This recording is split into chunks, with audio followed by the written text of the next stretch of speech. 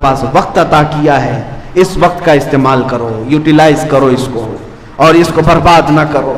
मैं उन नौजवानों को एक दर्स देना चाहूंगा जिन्होंने अपने आप को हिलाक कर दिया, अपने आप को बर्बाद किया।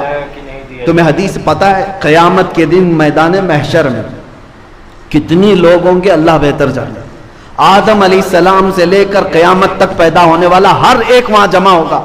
और रसूल पाक सल्लल्लाहु अलैहि वसल्लम इरशाद फरमाते हैं, उस वक्त तक किसी को पांव हटाने की इजाजत नहीं होगी जब तक रहमान का ये सवाल पूरा नहीं होता। अल्लाह तबारक व तआला की तरफ से 5 सवालात होंगे, उनमें पहला सवाल का जवाब जब तक नहीं देगा कोई पांव नहीं हटा सकेगा। साहबा ने पूछा, या रसूल अल्लाह क्या सवाल होगा?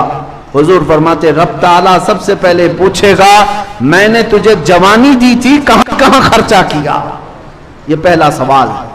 और इस सवाल का जवाब देने के लिए लोगों को 500 साल लग जाएंगे, कोई 300 साल, कोई 400 साल, 500 साल लग जाएंगे। जवाब देते रहो कहां कहां खर्चा किए।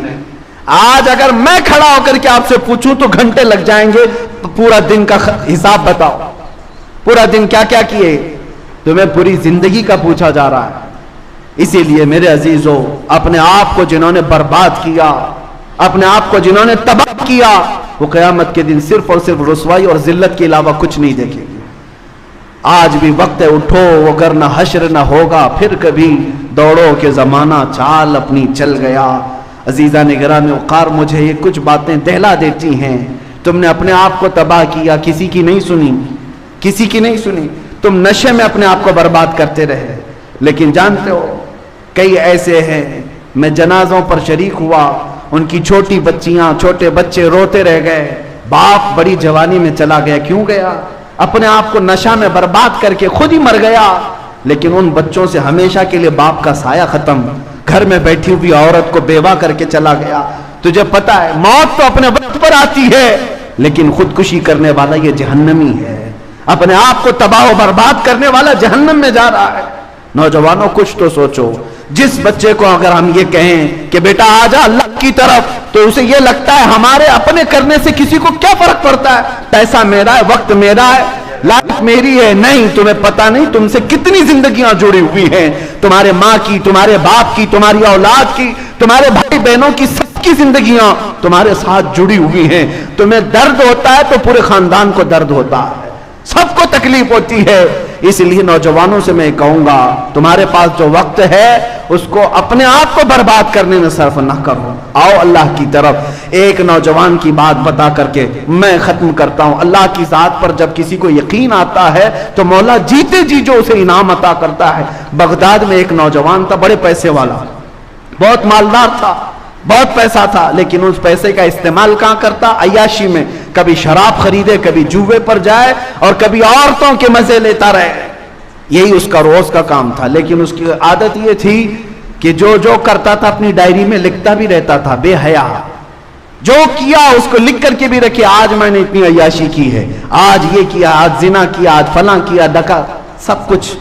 एक दिन बाजार गया, एक औरत उसे पसंद आई। उसको कहा, क्या मेरे घर चलेगी आज? पैसा दूंगा। तैयार हो गई, उस औरत को ले आया। पैसे पर आज की रात गुजारनी है, उसको बदकारी करनी है। औरत को घर ले आया और जैसे इसकी आदत थी अय्याशी की, घर को सजाया हुआ था, बंद किया। उस खातून को अपने कमरे में बुलाया। जैसे ही वो औरत आई तो उसका पूरा बदन कांप रहा था। वो औरत पीली पड़ी हुई थी। पूछा, क्या बात है, किस बात का बुखार है तुझे, तकलीफ है? वो औरत के आंसू छलक पड़े। कहा, मैं फाहिशा और तवाइफ नहीं हूं, मैं बदकार नहीं हूं, मैं एक बेवा खातून हूं। मेरे 3 बच्चे पिछले 4-5 दिन से भूखे हैं। मुझे कोई मार्केट में काम भी नहीं देता। मैं काम करके बच्चों को कमाऊं, खिलाऊं। आज शिद्दत भूख की वजह से बाजार में खड़ी थी और तू आ गया। मैंने सोचा तेरे साथ चली जाऊं, कुछ पैसा मिल जाए, बच्चों को तो खिलाऊं। लेकिन जब तू इस काम के लिए उभार रहा है तो मैंने आज तक अपना दामन साफ रखा था। मुझे डर ये आ रहा है कि अल्लाह देख रहा है, मेरा रब देख रहा है, मैं उसके सामने बेसतर कैसे हो जाऊं। उस खातून के जुमले उसके सीने पर ऐसे लगने लगे, ऐसे लगने लगे। उसने कहा, अल्लाह की पनाह, जिसके घर में खाने को 4 दिन से कुछ नहीं, वो अल्लाह से इतना डर रही है। اور میرے گھر میں رزق کی فراوانی ہے اور پھر بھی میں اللہ سے نہیں ڈر رہا، یہ کیسی بات ہے؟ اس کا دل بدل گیا، رونے لگا کہ میں بہت بڑا نکما، بہت بڑا کمینہ، بہت بڑا گنہگار۔ اس خاتون سے کہا مجھے معاف کرنا، میں تیرے جسم کو چھوں گا بھی نہیں، اور تو اپنے یتیم بچوں کے لیے جتنا لے جا سکتی ہے لے جا میرے گھر سے۔ اس کو دیا اور رخصت کیا۔ گھر بند ہونے کے بعد بے چینی بڑھ گئی، بے قراری اتنی بڑی، گناہوں کی بے قراری بہت بڑی ہوتی ہے۔ یہ بے چینی جو داغ دھبے لگا چکی ہے انسان کو کچو کے دیتی رہتی ہے۔ روتا رہا، اس کے بعد اللہ سے کہتا ہے کہ اے اللہ، میں معاف کیے جانے کے قابل اگر نہیں تو آگ بھیج دے اور مجھے جلا دے، اس لیے کہ اتنے گناہ کر چکا ہوں۔ لیکن میرے عزیزو، وہ مولا ہمارا خالق بھی ہے اور رحمان بھی ہے، وہ ستار بھی ہے، غفار بھی ہے۔ روتا رہا، اس کے بعد سوچا کہ سب چھوڑ کر کے نکل جاؤں، اور گیا۔ وہ اپنی ڈائری اٹھایا جس میں روز کے کرتوت خود لکھتا تھا، کہا آج پھاڑ کے پھینک دوں، اس کے بعد سے مجھے کچھ کرنا ہی نہیں، جینا ہی نہیں۔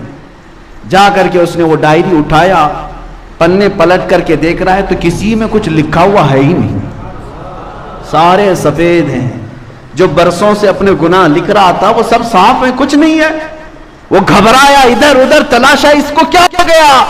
غیب سے ندا آئی، جب کوئی دنیا چھوڑ کر ہمارے پاس آتا ہے، دنیا کی کتاب کو جب ہم مٹا سکتے ہیں، اس کے نام اعمال سے بھی سارے سیئات کو بدل سکتے ہیں۔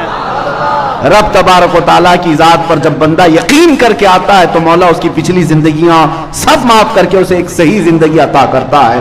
آج میں یہی دعوت دینا چاہتا ہوں، گھبراؤ مت، نا امید نہ ہو، پریشان مت ہو۔ اگر ہم سے خطائیں ہوئی ہیں سب چھوڑ کر کے آؤ، وہ رحمان کے دروازے ابھی کھلے ہیں، اس کا توکل کا دروازہ بہت بڑا ہے۔ وَمَن يَتَوَكَّلْ عَلَى اللَّهِ فَهُوَ حَسْبُهُ، جو اللہ پر بھروسہ کر لے اللہ اس کے لیے کافی ہے۔ قرآن کہتا ہے فَإِن تَوَلَّوْا فَقُلْ حَسْبِيَ اللَّهُ، اگر لوگ منہ پھیر لیں اے رسول آپ کہہ دیں اللہ میرے لیے کافی ہے۔ قرآن میں اللہ نے سکھایا حسبنا اللہ ونعم الوکیل، نعم المولا ونعم النصیر۔ جن لوگوں نے کہا اللہ ہمارے لیے کافی ہے، کیا ہی بہترین مددگار ہے، کیا ہی بہترین وکیل ہے۔ اللہ فرماتا ہے اللہ ان کی ہر بری چیز کو اچھائی میں بدل دے گا، ان کی ہر تکلیف کو اللہ تعالیٰ آسانی میں تبدیل کر دے گا۔ آج جو لوگ تذبذب کے شکار ہیں، کل کیا ہوگا، پرسوں کیا ہوگا، کچھ نہیں ہوگا۔ اگر تمہارا عمل بالکل اللہ اور اس کے رسول کی فرمان کے مطابق ہے تب پھر اللہ کے حوالے کر دو سارے کام۔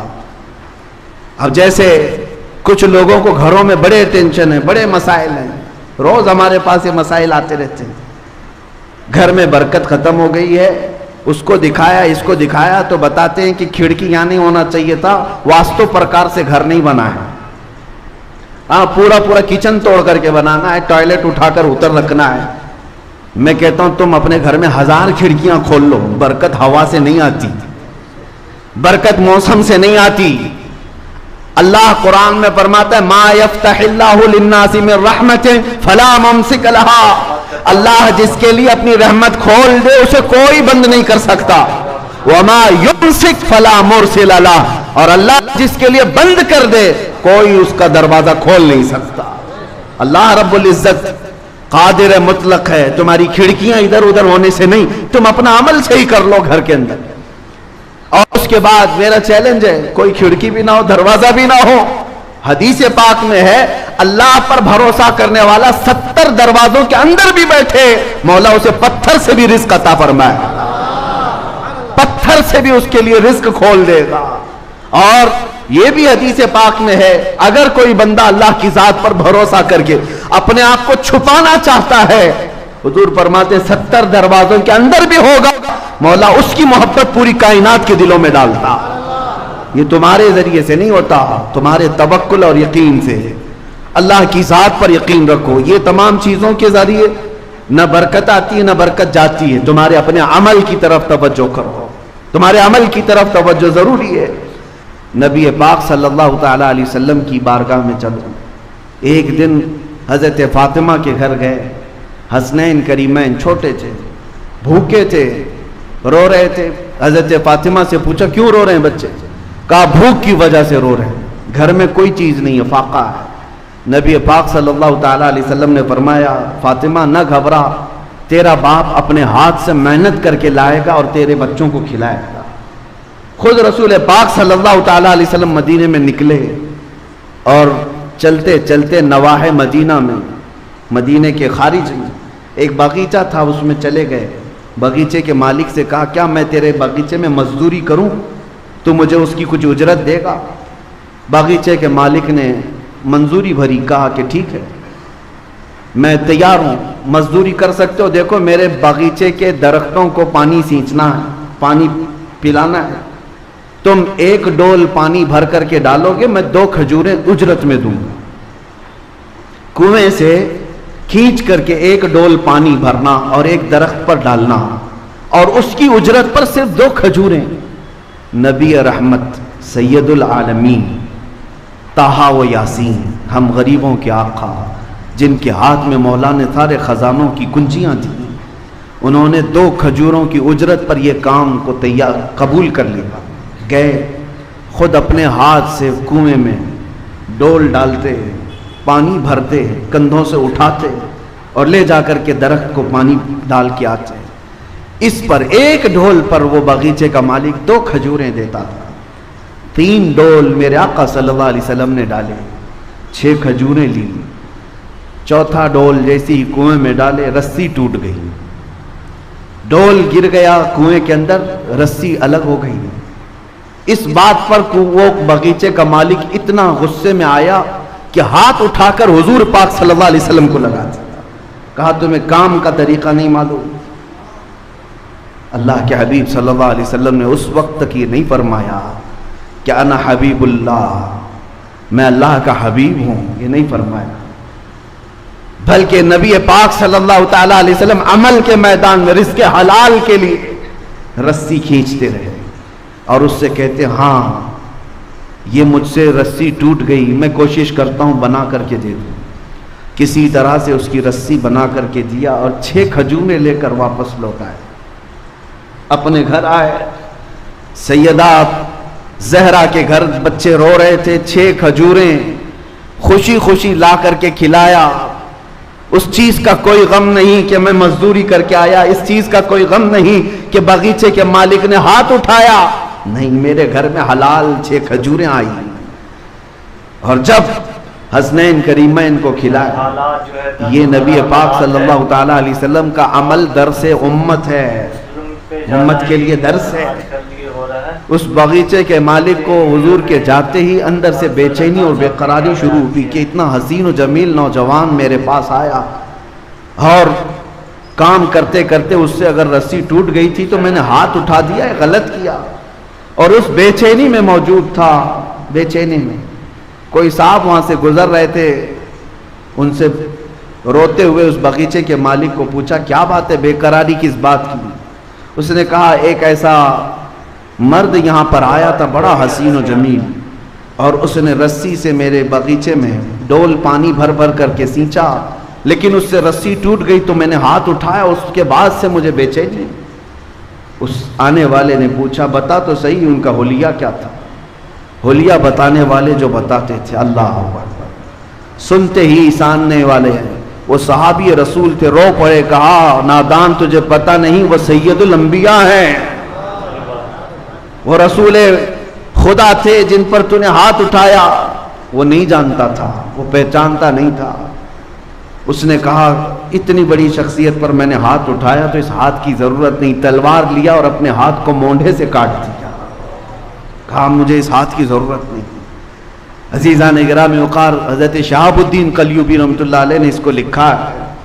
یہ اس لیے میں تمہارے سامنے عرض کر رہا ہوں کہ جو نوجوان اپنے گھر بیٹھ کر کے یہ سوچتے ہیں کہ سب اللہ کی طرف سے آ جائے گا، یا کبھی کاموں کو دیکھ کر کے یہ کہتے ہیں میرے سٹیٹس کے برابر کا کام نہیں ہے، یہ میرے سٹینڈرڈ کا کام نہیں ہے، ان نوجوانوں کے لیے بہت بڑا درس ہے جو پوری کائنات کے آقا و مولا جن کے ہاتھوں میں خزانوں کی کنجیاں ہیں، وہ کسی باغیچے میں مزدوری کر کے 2 کھجوریں لا سکتے ہیں۔ اے نوجوانوں، حلال کام کو کبھی ہلکا مت سمجھنا۔ آج بھی مدینہ طیبہ میں زیارتوں پر جاؤ، تو ایک باغیچہ وہاں آج بھی موجود ہے جس کی زیارت لوگ کرواتے ہیں. وہ ایک یہودی کا باغیچہ تھا جس میں دن بھر مولا علی کرم اللہ وجہہ الکریم مزدوری کیا کرتے تھے, اور پھر وہاں سے بھی 2 درہم یا 3 درہم اس زمانے کے اجرت پر گھر لے کر کے آتے تھے. وہ شیر خدا, فاتح خیبر, اسد اللہ الغالب, اگر مزدوری کر کے باغیچے میں گھر چلاتے ہیں تو آج کے نوجوانوں کو کیا ہے؟ اسی لیے میرے عزیزو, توکل کا مطلب یہ ہے کہ عمل کرو اور اللہ کی ذات پر یقین رکھو, اللہ کی ذات پر یقین رکھو. اور آج ان تمام چیزوں پر تو بھروسہ ہونے لگ گیا, اللہ کی مدد پر کیوں نہیں؟ وہ صحابہ کیوں یقین رکھتے تھے جانتے؟ اس لیے کہ اللہ کی ذات پر انہیں یقین اس لیے تھا کہ اس کے ہر فرمان پر وہ عمل کی کوشش کرتے. انہیں دیکھو, چھوٹی یعنی 50 سال کے شراب کی عادت جن کو تھی, ایک فرمان رسول آیا مدینے میں, سارے لوگوں نے اپنے مٹکے توڑ دیے, اپنے پیالے توڑ دیے, جو منہ تک لگا چکے تھے وہ بھی پھینک دیے. نہیں, اب رسول اللہ کا فرمان آ گیا ہے. جب اس طرح کا عمل ہو, اللہ اس کے رسول کے بعد پھر کچھ نہیں کرنا, پھر دیکھو اللہ کی ذات پر بھروسہ. قرآن کہتا ہے وَمَن يَتَوَكَّلْ عَلَى اللَّهِ فَهُوَ حَسْبُهُ, جو اللہ پر بھروسہ کرے اللہ اس کے لیے کافی ہے, اللہ اس کے لیے کافی ہے. وہ کہاں سے کیسے حفاظت کرتا ہے پھر دیکھنا. تم صدیق اکبر رضی اللہ تعالیٰ عنہ فرماتے ہیں, غار ثور میں جب نبی پاک صلی اللہ علیہ وسلم کے ساتھ وہ موجود تھے 3 دن تک, کفار مکہ یہاں تک پہنچ گئے تھے. حضرت ابوبکر کہتے ہیں میں آسانی سے ان کی گردنیں دیکھ رہا تھا, وہ سب غار کے قریب آ گئے تھے. اگر وہ اپنے پیروں کو اٹھا دیتے, پنجوں کے بل کھڑے ہو جاتے تو ہم دونوں انہیں نظر آ جاتے, کافروں کو نظر آ جاتے. اتنے قریب تک آ گئے. تب حضرت ابوبکر صدیق کہتے ہیں مجھے گھبراہٹ ہوئی, بے چینی ہوئی کہ اگر یہ پنجوں کے بل کھڑے ہو کر کے دیکھ لیں غار میں ہم نظر آ جائیں گے. نبی پاک صلی اللہ تعالی علیہ وسلم سے اس وقت انہوں نے کہا تھا اب کیا ہوگا یا رسول اللہ. تب میرے آقا صلی اللہ علیہ وسلم نے جو جملہ فرمایا اس کو قرآن میں بھی ارشاد فرمایا. مولا کہتے ہیں میرے آقا لا تحزن ان اللہ معنا, ابو بکر گھبرا مت, اللہ ہمارے ساتھ ہے. یہ جملہ ایسا ہے جو پوری زندگی گزارنے کے لیے کافی ہے. بے شک اللہ ہمارے ساتھ ہے. حضرت ابو بکر صدیق فرماتے ہیں پوری زندگی بھر اس جملے کی وجہ سے مجھے کبھی کسی طاقت سے خوف نہیں آیا, کبھی کسی طاقت سے خوف نہیں آیا. وہ زمانہ بھی یاد کرے جب آپ خلافت پر فائز تھے, ایک ہی ساتھ 3 محاذ پر لڑ رہے تھے. حضرت اسامہ بن زید کا لشکر بھی روانہ کر رہے ہیں, جو زکوٰۃ کے منکرین تھے ان سے بھی لڑ رہے ہیں, مسیلمہ کذاب جو نبوت کا جھوٹا دعویٰ کیا اس سے بھی لڑ رہے ہیں. ایک ہی موسم میں پورا مدینہ خالی ہے. حضرت عمر آ کر کے کہنے لگے حضرت ابوبکر سے کہ صدیق اکبر ایک ایک کام اسٹیپ بائی اسٹیپ کرتے ہیں یہاں, ورنہ مدینے میں کیا ہو جائے گا. حضرت ابوبکر صدیق رضی اللہ تعالیٰ عنہ فرماتے ہیں اللہ تبارک و تعالیٰ نے جو مجھے طاقت دی ہے میں اپنی عمر کے کم حصے میں ہر کام کو مکمل کرنے کے لیے اس وقت تک اترا رہوں گا چاہے مدینے والوں کے رانوں کی چمڑیاں بھی اتر جائیں. یہ توکل یقین تھا کہ اللہ تبارک و تعالیٰ میری مدد فرمائے گا. حضرت عمر کہتے ہیں اس دن مجھے اندازہ ہو گیا کہ حضرت ابوبکر کے سینے کو اللہ نے کتنا مضبوط کیا. یہی ایمان ہے میرے عزیزوں, یہی توکل ہے. آؤ نبی پاک صلی اللہ تعالیٰ علیہ وسلم کے فرامین کو یقین کے ساتھ عمل کر لینا, اس کے بعد پھر زندگی کا لطف بھی کچھ اور ہوتا ہے.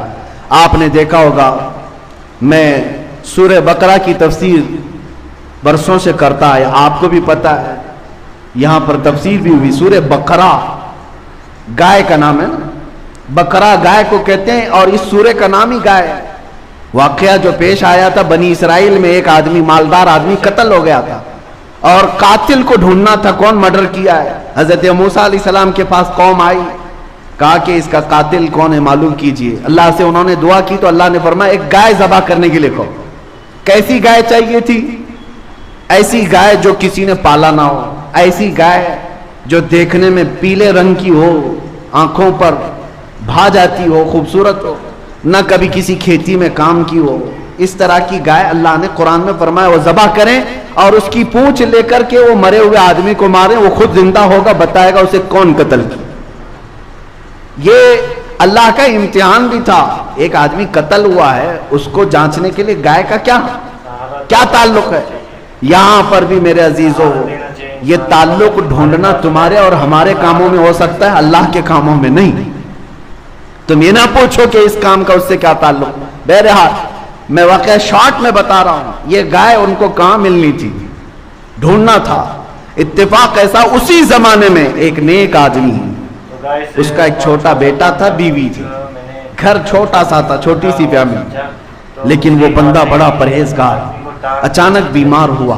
اس کے گھر میں کوئی چیز نہیں تھی سوائے ایک گائے کے بچیا. ایک گائے کی بچیا تھی, چھوٹی سی تھی. اس نے دیکھا کہ بیماری اس کی بڑھتی جا رہی ہے اور مرنے کے قریب آ گیا. میری بیوی اور بچے کی دیکھ بھال کون کرے, ہم تو انویسٹ کر کے چلے جائیں یا نامینیٹ تو کر دیں, بیوی کے نام اتنی جائیداد, بچے کے نام اتنی جائیداد, فلاں بینک میں کچھ رکھ کر کے جائیں. لیکن اس اللہ والے نے اس گائے کی بچیا کو اٹھایا اور جنگل میں لے گیا. جنگل میں لے جا کر کے چھوڑ کر کے اللہ کو پکارتا ہے, اے اللہ تیرے سے بہتر حفاظت کرنے والا کوئی نہیں. میری موت کے آثار قریب نظر آ رہے ہیں اور میرے گھر میں میرا بچہ چھوٹا ہے. میں یہ گائے کی بچیا تیرے حوالے کر رہا ہوں, جب میرا بیٹا جوان ہو جائے تو تو اسے یہ لوٹا دینا. یہ توکل کا اعلیٰ درجہ ہے. جنگل میں لے جا کر چھوڑنے کی کیا ضرورت, میدان میں ہی چھوڑ دیتا, وہ گائے ادھر ادھر چرتی پلتی.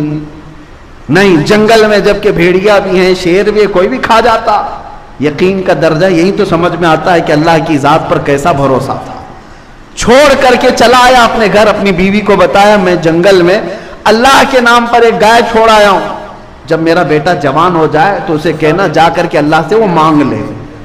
کیا تعلقات تھے اپنے رب کی ذات سے, کیسے تعلقات تھے. ہونا تو یہی چاہیے کہ تم کہیں تھک جاؤ, اس کو سنانے سے بہتر ہے مسجد میں آؤ, سیدھے اپنے اللہ سے باتیں کرو, اللہ کو سناؤ کہ مولا میں تیرا بندہ ہوں, تو میرا خدا ہے, میں جاؤں تو اس کے ہاں کیوں جاؤں, تیرے دربار میں آتا ہوں. اس میں جو لذت ہے دل کے اندر وہ کہیں نہیں ملے گی. دوسرے کو سناؤ اپنی تکلیف, آج ہو سکتا ہے تسلی دے دے, کل چار کو بتائے گا دیکھا فلاں جو ہے اتنی مصیبت میں, تمہیں تو وہ ہر جگہ بے عزت کرتا رہتا ہے. لیکن مولا کی شان یہ ہے تمہاری چیزوں کو چھپاتا بھی ہے اور نوازتا بھی ہے.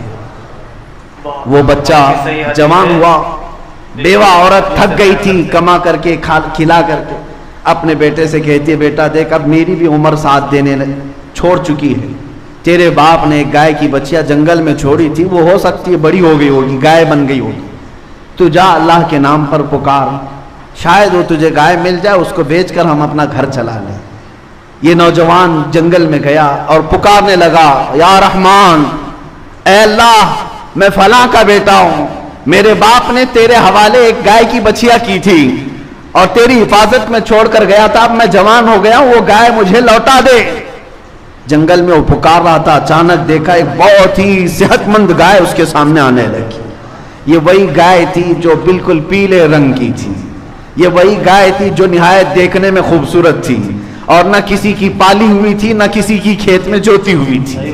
یہ اس نوجوان کے ہاتھ میں آئی, لے آیا, ماں سے کہا گائے مل گئی, اور ماں نے کہا ٹھیک ہے جاؤ بازار میں بیچ دو اس کو. اللہ کی ذات پر ایک بندہ توکل کر کے گیا ہے, اپنے بیٹے کو اپنی گائے کی بچیا کو حوالے کر کے گیا, اور مولا بدلے میں کیا دیتا ہے لوگوں کو یقین نہیں ہے. کیا رب تعالیٰ اس کو لوٹا کر دیتا ہے, خالی گائے لوٹا کر دے دیا حفاظت کے ساتھ؟ نہیں, گائے جب آئی تو ماں نے کہا بازار میں بیچ دینا. کتنی میں؟ ماں نے کہا 6 درہم میں بیچ دو, اتنے ہمیں ضرورت ہے, لیکن جتنے پر سودا طے ہو جائے پہلے مجھ سے بات کرنا. وہ بازار میں گیا, 2 لوگ آئے, پوچھا کتنی قیمت ہے, کہا 6 درہم. اس لڑکے نے 6 درہم قیمت بتائی, خریداروں نے کہا نہیں ہم 12 درہم میں خریدیں گے. یہ تو پہلی مارکیٹ ہے, ڈبل میں سامنے والا خرید رہا ہے, گھٹا کر کے لیا جاتا ہے. تو نوجوان لالچ میں بیچ تو سکتا, مگر وہ ایک صالح کا بیٹا تھا, کہا میں اپنی ماں سے پہلے بات کروں گا پھر بیچوں گا. آیا, ماں سے کہا میں تو 6 میں تیار تھا لیکن سامنے والے 12 میں خریدنا چاہ رہے ہیں.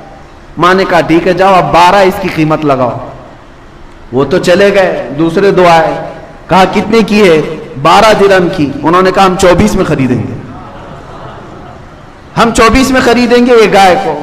اس نے کہا نہیں میں اپنی ماں سے بات کر کے آتا ہوں.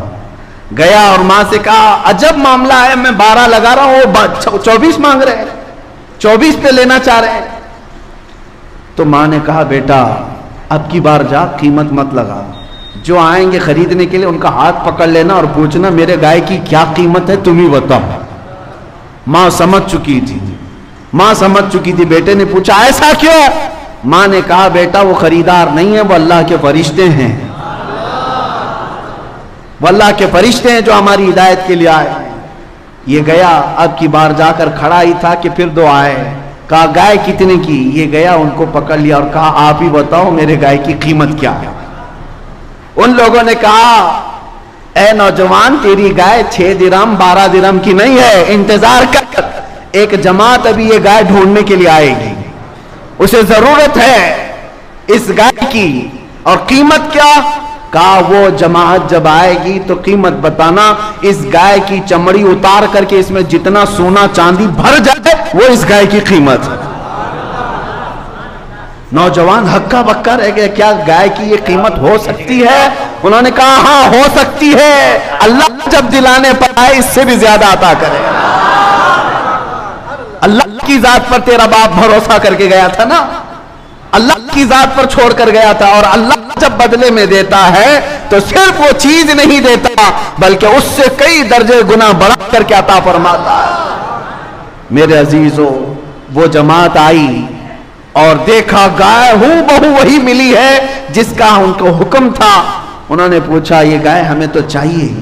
اس نوجوان نے کہا قیمت معلوم ہے؟ پوچھا کیا ہے؟ کہا اس گائے کو ذبح کر کے اس کی چمڑی بھر کے سونا چاندی. وہ سب ہکے بکے رہ گئے, اتنی قیمت؟ کہا اتنی قیمت ہے اس گائے, ان کو لینا ہی تھا. اب دیکھیں اللہ تبارک و تعالیٰ کے سارے کام مقدر پر کس طرح ہوتے ہیں.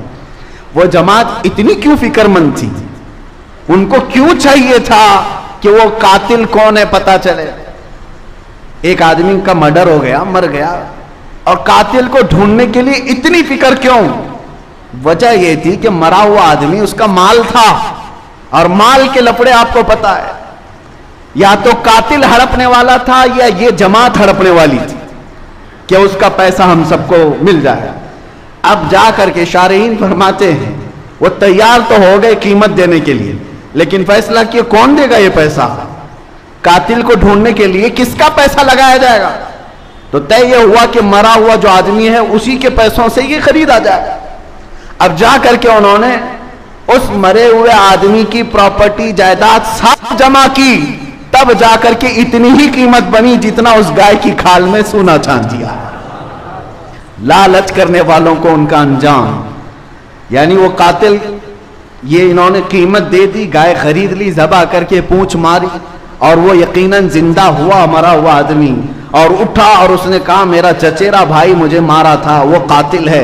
وہ بھی گرفتار ہوا, مال بھی گیا, اور وہ خالی ہاتھ رہے. لیکن اللہ کی ذات پر ایک صالح بندہ جو توکل کر کے گیا تھا, جنگل میں بچیا چھوڑ گیا تھا, مولا کریم نے بچیا تو اس کو واپس دلائی, لیکن ظالموں کو ان کے کام کے انجام تک پہنچا کر صالحین کے گھر کو اللہ تعالیٰ آباد بھی فرماتا ہے. اسی لیے حدیث پاک میں اگر تمہارا باپ اللہ کی ذات پر توکل کرتا ہے تو 7 نسلوں تک اللہ اس کا فائدہ پہنچاتا ہے.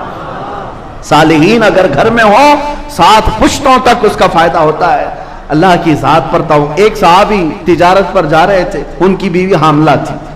بیوی نے کہا ابھی اس حالت میں جا رہے ہو, بچے کی ولادت کے دن قریب ہیں, یہ بچہ ہے پیدا ہونے والا ہے, کس کے حوالے کر جا رہے ہو؟ صحابی اس خاتون کے اپنی بیگم کے پیٹ پر ہاتھ رکھتے ہیں اور کہتے ہیں یہ بچہ تو اللہ کے حوالے ہے, توکلت علی اللہ, اللہ کی ذات پر میں نے چھوڑ دیا ہے, گھبرا مت میں جلدی آ جاؤں گا تجارت سے. گئے, وہ تجارت پر گئے, اور ادھر بچے کی ولادت ہونے سے پہلے ہی خاتون کا انتقال ہو گیا.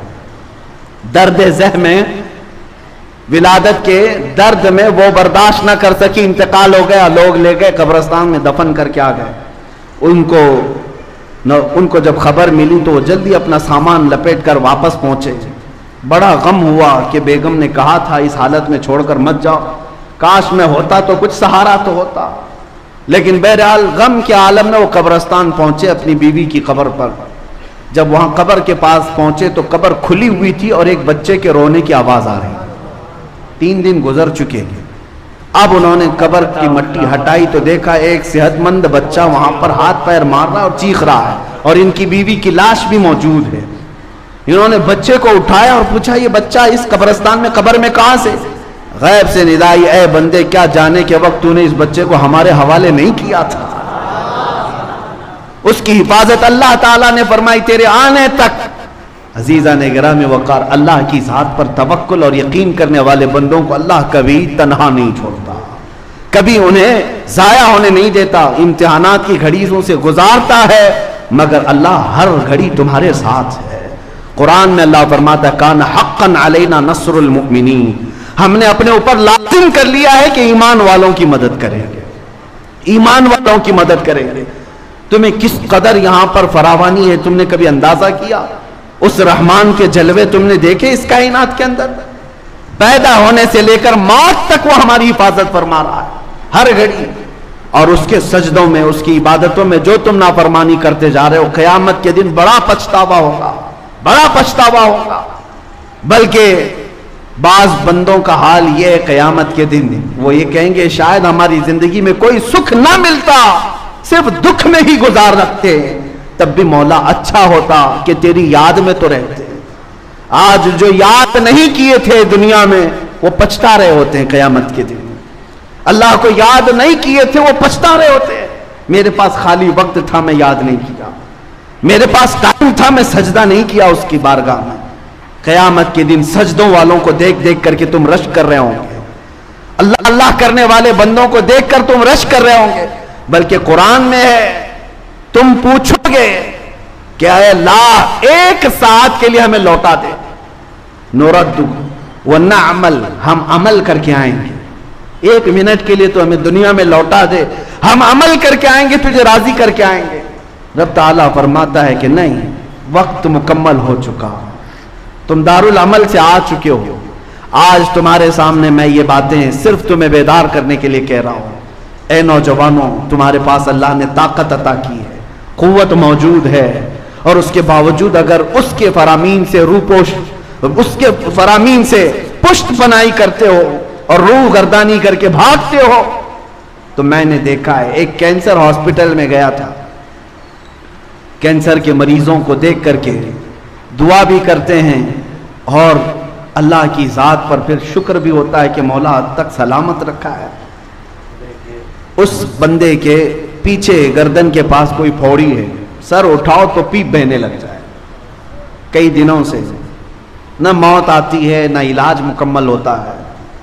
اس پھوڑی کی بیماری میں بڑی تکلیف ہے. لیکن ایک جملہ مجھے یاد آتا ہے, اس آدمی کا جب عیادت کے لیے گئے تھے تو کہا کہ مولانا اتنی دعا کر دیجئے کہ میرا سر اٹھے اور ایک بار سجدہ کر لے.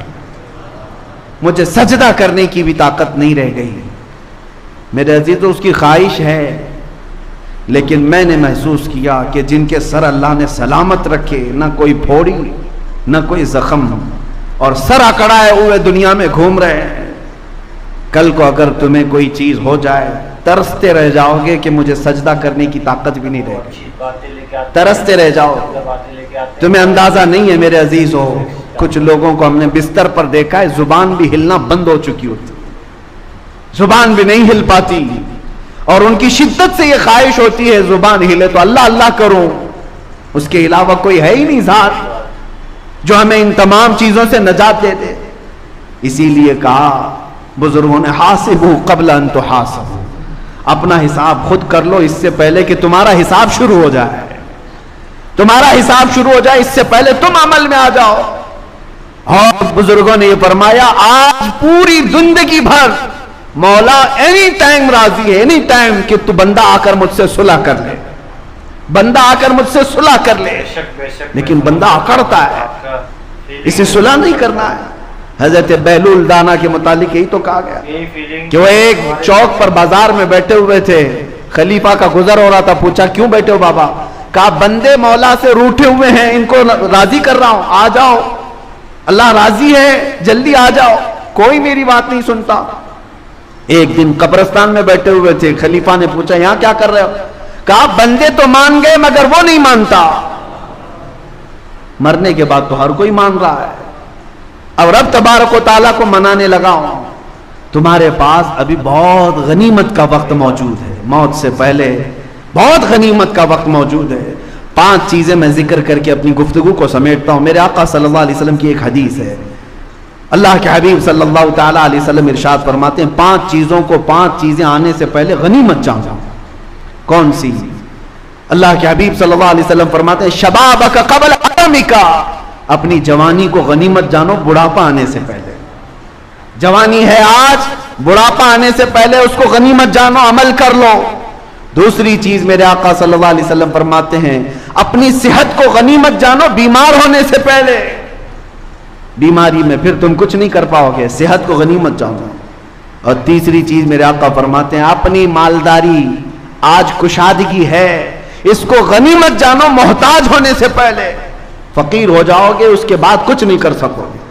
چوتھی چیز میرے آقا فرماتے ہیں آج ہو سکتا ہے فراغک قبل شغلک, یعنی تم فارغ الحال ہو. آج ان نوجوانوں سے کہتا ہوں ابھی ان کے اوپر کوئی ذمہ داریاں نہیں آئی, تمہارے مشغول ہونے سے پہلے اپنے فارغ وقت کو غنیمت جانو.